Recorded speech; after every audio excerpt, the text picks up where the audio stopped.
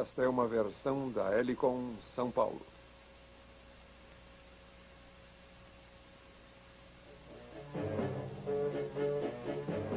Um deserto fértil, tumbas gigantes, uma religião dedicada à imortalidade e um governante que garantia o nascer do sol todos os dias. Por que esta civilização durou mais que qualquer outra, extraordinários 3.000 anos? Os antigos egípcios, neste episódio de A Civilização Ocidental.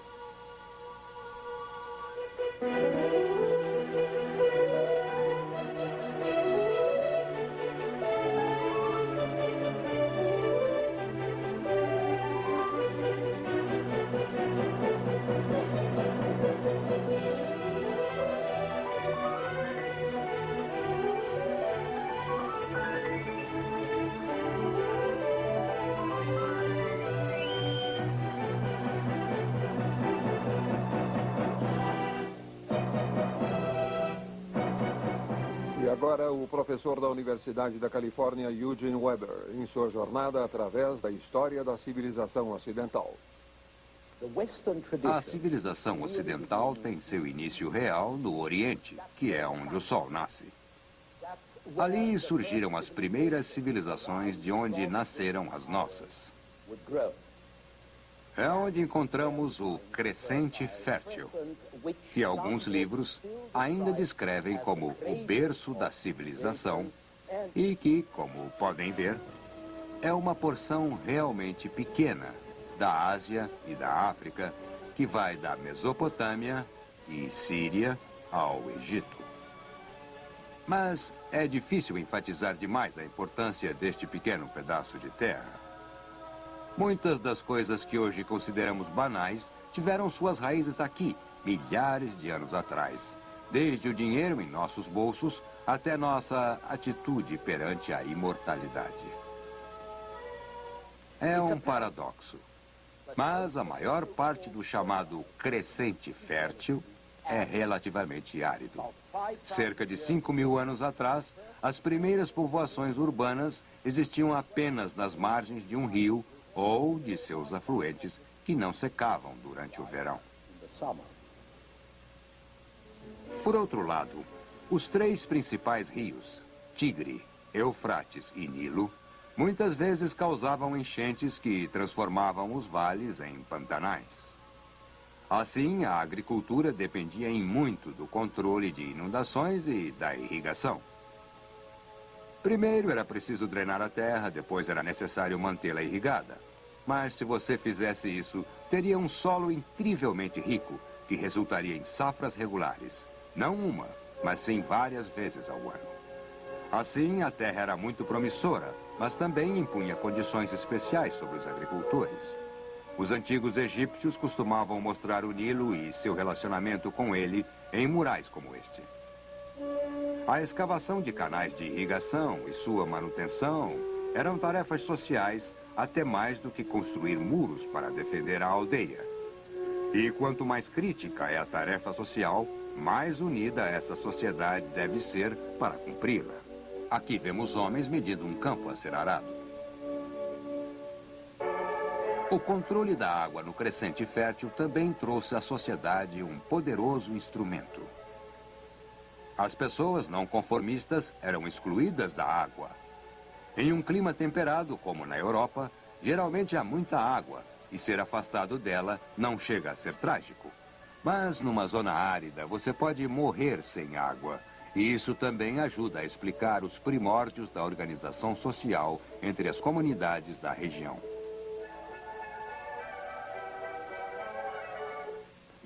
Uma das mais organizadas civilizações no crescente, embora não necessariamente a primeira, surgiu no Egito, num lugar que pode ser descrito como um oásis no deserto. Este relativo isolamento deu ao Egito mais unidade que seus vizinhos, ajudando a tornar os egípcios mais seguros, estáveis, complacentes e muito diferentes de nós.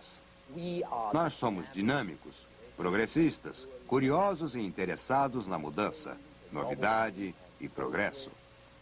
Os egípcios eram relativamente passivos.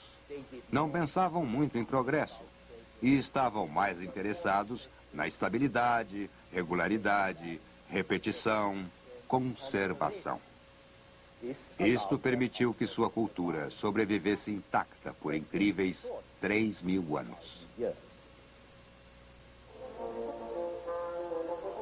Para os antigos egípcios, como para muitos outros povos, a geografia foi um destino.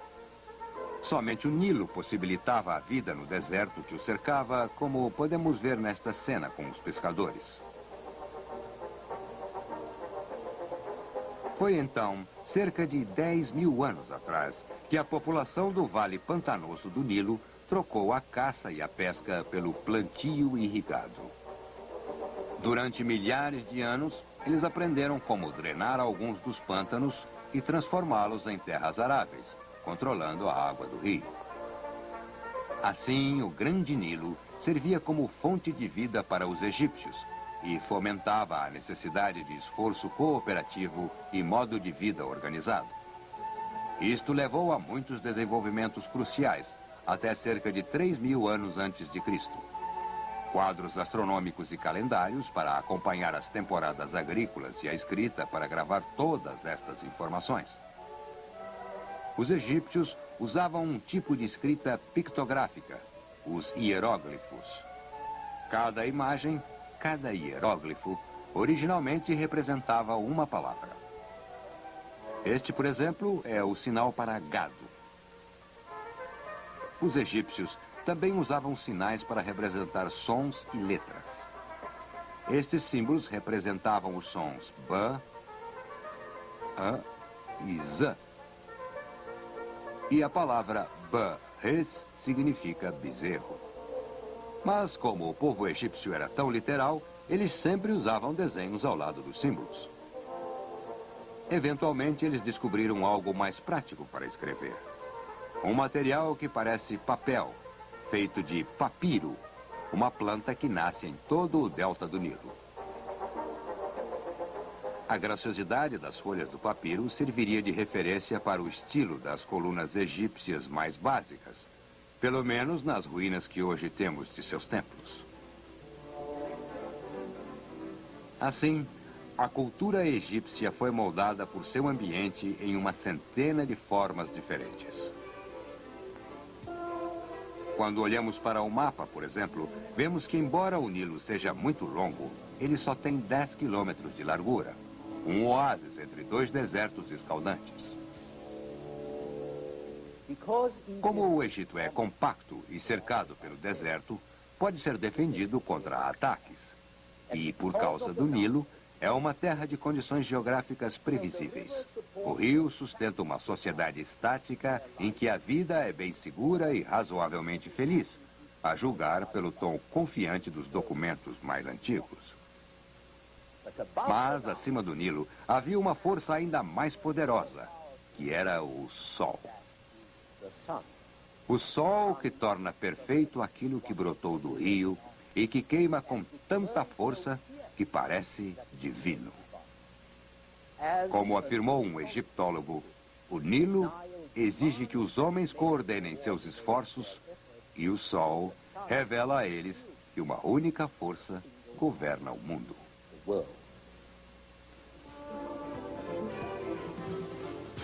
Esta simbiose entre sol, rio e vale ribeirinho é reproduzida nos dois mais importantes deuses do Egito, Ra e Osíris. Ra é o sol e o pai dos outros deuses, o criador da vida e da ordem nos campos humano e divino. Osíris é a terra, o deus da água fertilizante e da vegetação. Ele também é mostrado aqui como o deus da morte e da ressurreição. Osíris também tem um irmão maldoso, chamado Set, que representa o mal e as coisas desagradáveis, o deserto, a noite, a desordem e a guerra. Para os egípcios, a luta entre Set e Osíris simboliza o drama cósmico, o ciclo da morte após a vida e a vida após a morte. No vale há um homem que é parte Deus e parte rei. Ele é o Faraó, um título que tem origem no nome do palácio em que ficava a sua corte. Desde o primeiro príncipe guerreiro que se designou como Faraó, por volta de 3.000 anos antes de Cristo, até Cleópatra, a última rainha egípcia que morreu 30 anos antes de Cristo, o Egito teve 31 dinastias distintas de faraós. Para os egípcios, era o faraó quem garantia o nascer do sol viajando durante a noite, simbolizada por este leopardo, e chegando com segurança na aurora. Era o faraó quem garantia a colheita, sendo o primeiro a empunhar a enxada cerimonial. E era o faraó quem atirava uma ordem por escrito no Nilo, determinando a época da enchente. Para a sorte dele, a enchente acontecia regularmente e o seu comando era invariavelmente obedecido. Se o faraó era um deus, ele também era o Estado. Ele era o dono de tudo que seu povo possuía. Era até mesmo o dono do próprio povo. Todos os oficiais agiam em seu nome e seus cargos estavam sujeitos à sua vontade divina. A lei não era codificada, mas sim baseada em costumes, e era simplesmente considerada a palavra do rei, sua interpretação pessoal da vontade e justiça divinas. As decisões não eram codificadas, porque cada uma delas servia para um momento e circunstância específicos. E, além do mais, uma lei codificada adquiria uma autoridade impessoal, a qual poderia competir com a autoridade do ser divino, cuja vontade e desígnio formavam a única forma de lei.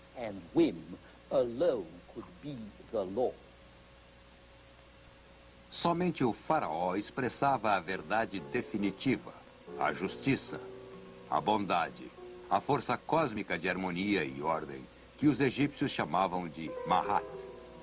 Aqui vemos o julgamento final de um homem morto, cujo coração está sendo pesado contra a pena da deusa da verdade e do direito. O poder do faraó era tão absoluto que, na verdade, ele não apenas controlava as leis da vida na Terra, mas também tinha acesso à eternidade.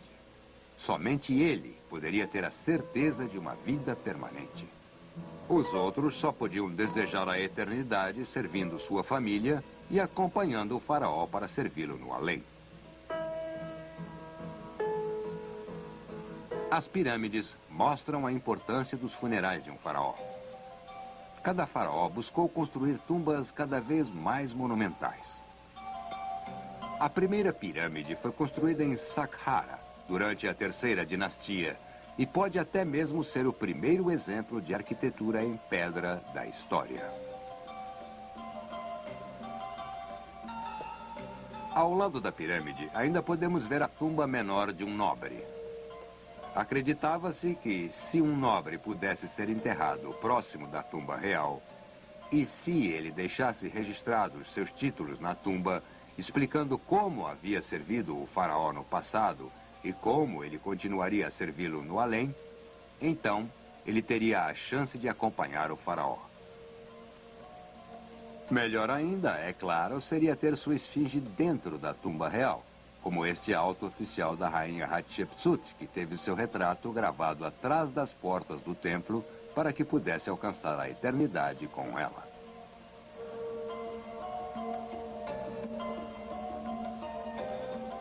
O clímax dessa obsessão funerária ocorreu por volta de 2600 a.C., com as pirâmides da Quarta Dinastia, especialmente a Grande Pirâmide de Quéops, em Giza, ao norte da capital, que na época era Mênfis. A Grande Pirâmide tem quase 150 metros de altura e contém cerca de 2,5 milhões de blocos de pedra, cada um pesando 2 ou 3 toneladas, mas com alguns blocos chegando a 15 toneladas. Certa vez, Napoleão sentou-se à sua sombra e calculou que aquele volume de pedras daria para construir um muro em volta da França com 3 metros de altura e 30 centímetros de espessura. Todas estas pedras foram levadas e dispostas com extraordinária precisão pela força muscular de mão de obra escrava. Os trabalhadores eram postos em campos de trabalho durante os meses de verão, quando o rio cobria os campos, e transportavam as pedras quando a superfície inundada mostrava-se conveniente para o trânsito.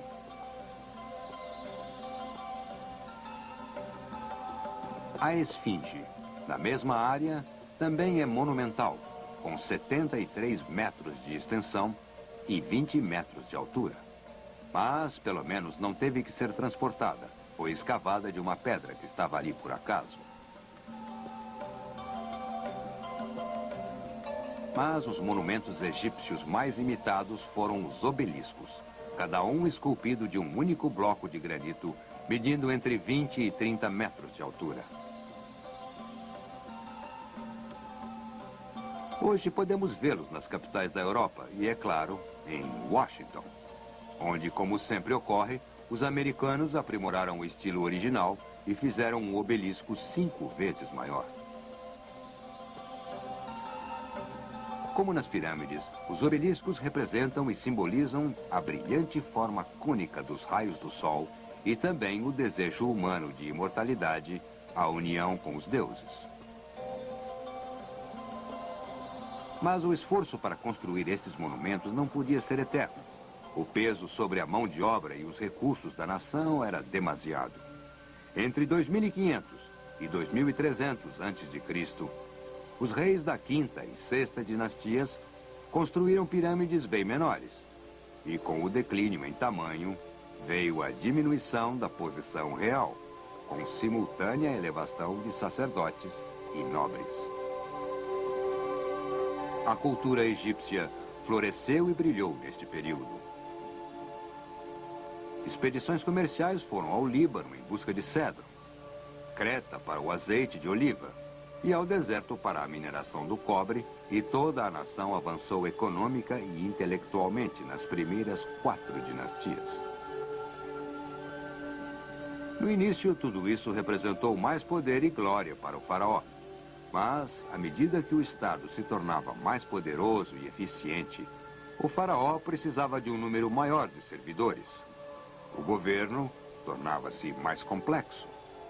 Havia mais cargos oficiais e os servidores enviados a terras distantes acabavam tendo maior autonomia. Supostamente, eles deviam aplicar a vontade do rei, mas, na verdade, aplicavam seu próprio julgamento. E assim, ironicamente, as forças reais centralizantes, tentando expandir e controlar cada vez mais, criaram uma contrapartida descentralizante de individualismo. Quando oficiais do governo conseguiam realizar as ordens do faraó, eles recebiam direitos hereditários a terras e até mesmo direitos hereditários aos cargos que controlavam. E à medida que sua riqueza e posição se fortaleciam, os servidores tornavam-se menos dependentes do faraó nesta vida e no além. Enquanto isso, as grandes fundações funerárias à volta dos túmulos reais cobriam grandes áreas para manter os sacerdotes em oração e os reis mortos felizes. Estas grandes cidades mortuárias não apenas esgotavam recursos importantes durante a construção, mas sua manutenção ocupava muita terra, mesmo após acabada e com seu construtor já enterrado. Tanto no Egito foi destinado a templos e túmulos que os números e a riqueza dos sacerdotes cresceram de forma dramática. E, ao mesmo tempo, os faraós estavam abdicando de grandes porções de terra, a fonte de sua riqueza. Com a redução da riqueza e poder dos faraós, houve maior descentralização, tanto política quanto religiosa. Em 2600 a.C., na quarta dinastia, e a seguir na quinta, as tumbas dos nobres estavam congestionando a área ao redor dos túmulos reais. Em 2300 a.C., na sexta dinastia, muitos nobres como este construíram seus túmulos em casa, nas províncias. Os sacerdotes e os altos oficiais do governo acreditavam que tinham uma boa chance de vida eterna por conta própria. eles não tinham que molestar o faraó, nem tinham que se incomodar com ele. E além de não precisarem mais construir para a eternidade, agora eles também podiam interpretar o Mahat, a justiça e a verdade, que antes eram aplicadas somente pelo faraó. E assim termina a sexta dinastia em 2200 a.C., e com ela se encerra o período conhecido como Velho Reinado. Nos 2 séculos seguintes, a descentralização do poder real egípcio trouxe fragmentação e anarquia, com os nobres e príncipes lutando pela supremacia. O chamado Reinado Médio tem início quando uma nova dinastia de faraós restaura a ordem, mas também tem suas fraquezas estruturais. A palavra do faraó não é mais lei. As leis passam a ser escritas, e o próprio faraó só é aceito enquanto seja poderoso e alerta. Com a crescente independência da nobreza, é apenas uma questão de tempo, até que a família real perca o seu controle. Ocorre um novo período de guerras, desunião e desordem entre 1700 e 1500 a.C. Mas desta vez, estrangeiros chegam do Nordeste, povos belicosos e mais bem armados que os egípcios, com cavalos, carruagens e armas mais potentes. Estes são os Ixos, os reis pastores da Ásia.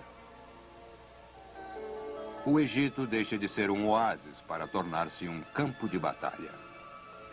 Pela primeira vez, uma parte do seu território é conquistada por estrangeiros.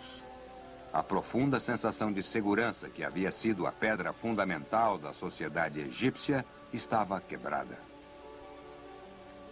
Quando os invasores finalmente foram expulsos, no século XVI a.C., vieram os grandes faraós guerreiros, cujos heróicos esforços foram registrados em gravuras bélicas. Neste novo reinado, o Egito teria mais períodos de glória e mais anos de paz, mais ou menos entre 1500 e 1000 a.C.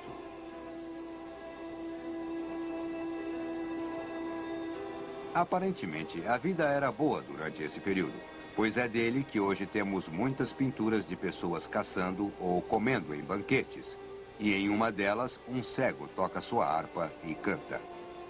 Como em todas as boas coisas do Egito, é uma velha canção, mas que continuaria a ser cantada por muito tempo. E é assim que ela termina. Passe um dia feliz, usufrua dos mais doces perfumes. Adorne pescoço e braços de sua esposa com flores de lótus. E mantenha seu amor sempre ao seu lado. Não interrompa a música e a dança. Esqueça a preocupação. Pense apenas no prazer, pois em breve chegará sua vez. A jornada para a terra do silêncio.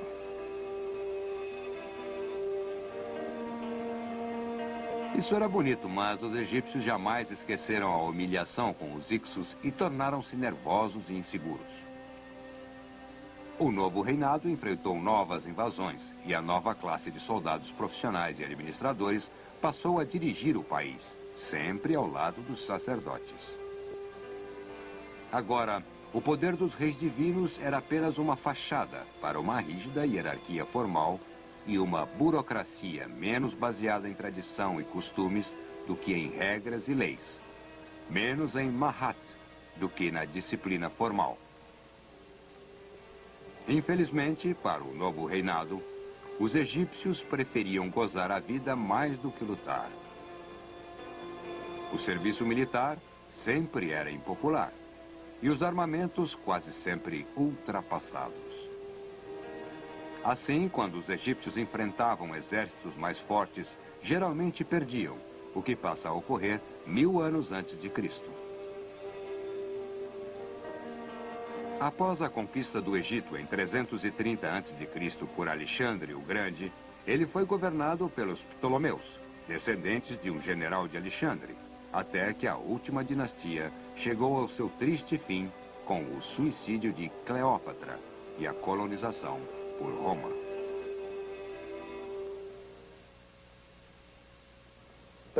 Mas o mais fascinante é que durante todo o tempo a imagem do faraó permaneceu a mesma, o ideal egípcio, o estilo convencional e os modelos estabelecidos 3.000 anos antes. São coisas que duraram mais do que tudo no Ocidente. Mas enquanto a forma persistia, a substância mudava. A relativa segurança e serenidade dos egípcios estavam abaladas.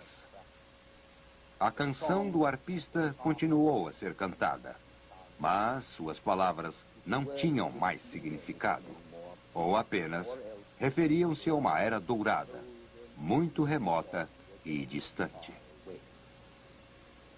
Em nosso próximo programa, voltaremos ao Crescente Fértil para examinar os povos da Mesopotâmia tão similares a nós quanto os egípcios eram diferentes. Até lá.